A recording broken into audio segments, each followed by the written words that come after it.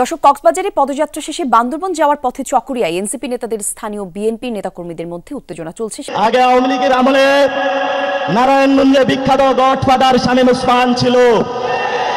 এখন শুনছি কক্সবাজারে নব্য গডফাদার শিলং থেকে এসেছে, ঘের দখল করছে। মাফিয়া রাজনীতি করার জন্য আরেকটা দ্বিতীয় মাফিয়া সৃষ্টি হচ্ছে।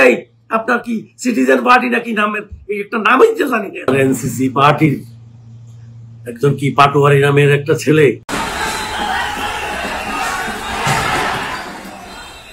আসসালামু আলাইকুম দর্শক, এবার বিএনপির সালাউদ্দিন আহমেদকে নিয়ে দেওয়া এক বক্তব্যের জেরে কক্সবাজার বাসীপুরে ক্ষিপ্ত হয়ে গেছে এনসিপির উপর। দর্শক, এবার এনসিপি মহা বিপদে পড়তে যাচ্ছে। একের পর এক হামলা শিকার হচ্ছে এনসিপি। এবার এনসিপির উপর সরাসরি ভাবে আক্রমণ করলেন বিএনপি নেতাকর্মীরা। দর্শক, কক্সবাজার এনসিপির পদযাত্রায় নাসিরউদ্দিন পাটোয়ারি সালেউদ্দিন আহমেদকে নিয়ে কিছু কথা বলছিল। তিনি বলেছিলেন আওয়ামী লীগের আগে নারায়ণগঞ্জের গডফাদার ছিলেন শামীম ওসমান। এখন আওয়ামী লীগ চলে যাওয়ার পর কক্সবাজারের একজন গডফাদার রয়েছে, যে নাকি শিলং থেকে এসেছে। তিনি নাম প্রকাশ করেননি, তিনি সালাউদ্দিন আহমেদকে এই কথাটি বলছে।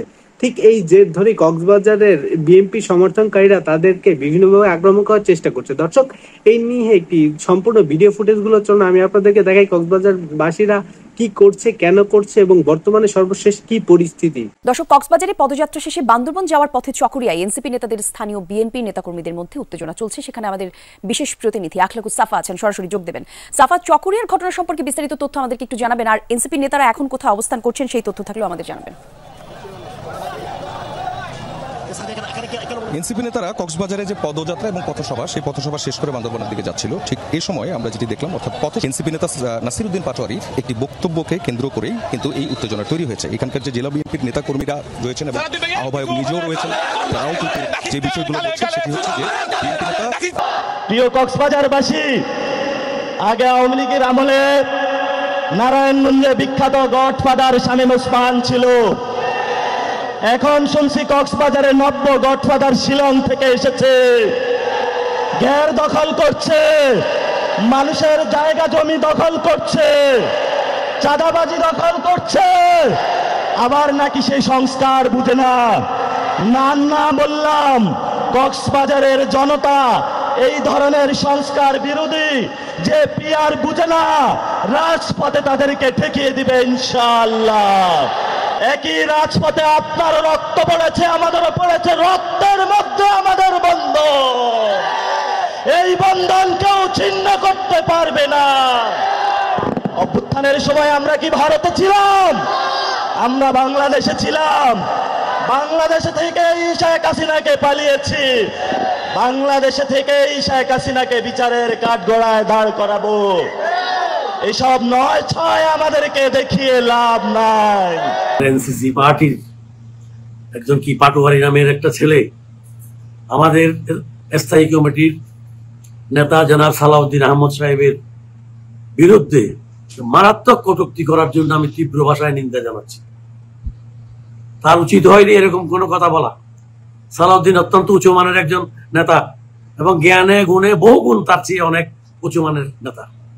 এইভাবে এই ছেলেদের থেকে আমরা আশা করেছিলাম একটা সুন্দর কালচার প্রতিষ্ঠা করবে বাংলাদেশে রাজনৈতিক, কিন্তু এমন বিয়াদ্দপর মতো কালচার তারা প্রতিষ্ঠা করতে চেষ্টা করতেছে, যেটা বাংলাদেশ জাতীয়তাবাদী দল প্রত্যেকটা জায়গায় জায়গায় আমরা প্রতিবাদ করব তাদের বিরুদ্ধে। এই রাজনীতি আমরা বাংলাদেশে প্রতিষ্ঠিত হতে দেব না। এই বিয়াদবের রাজনীতি, শুদ্ধ কালচারের রাজনীতি করলে বাংলাদেশের ভবিষ্যতে রাজনীতি করতে পারবে।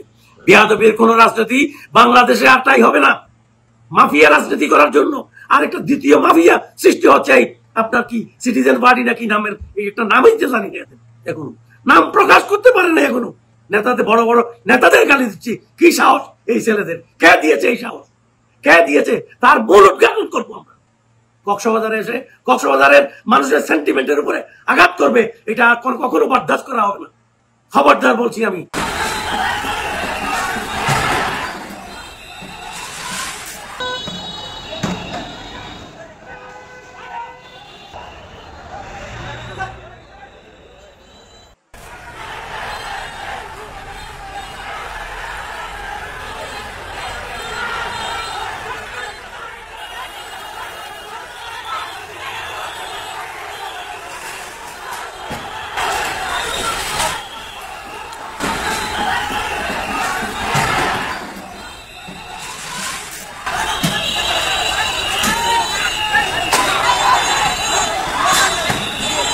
স্ক্রিনের মধ্যে এতক্ষণ সেই গুরুত্বপূর্ণ ভিডিও ফুটেজগুলো দেখতে পারলেন। দর্শক শ্রোতা, আপনারা বুঝতে পারলেন যে আসলে কেন এনসিপি এই কথাটি বলেছিলেন এবং এনসিপির এই কথার যে বিএনপি সমর্থককারীরা তাদের উপর বিভিন্নভাবে হামলার চেষ্টা করেছিলেন। পরবর্তীতে আইন শৃঙ্খলা বাহিনী নিজেরাই তাদেরকে গার্ড করে কক্সবাজার সীমান্ত পার করে দেয়। দর্শক, এই আইন শৃঙ্খলা বাহিনী অর্থাৎ দর্শক শ্রোতা এনসিপির নাসিরউদ্দিন পাটোয়ারির এরকম বক্তব্যকে আপনারা কেমন ভাবে দেখছেন এবং তিনি কাজটি সঠিক করেছিল কিনা সেটা নিয়ে অবশ্যই আপনাদের গুরুত্বপূর্ণ মতামত কমেন্ট বক্সে জানিয়ে যাবেন। পরবর্তী এই ধরনের সংবাদ পেতে আমাদের চ্যানেলটিকে অবশ্যই সাবস্ক্রাইব করে আমাদের সাথেই থাকবেন।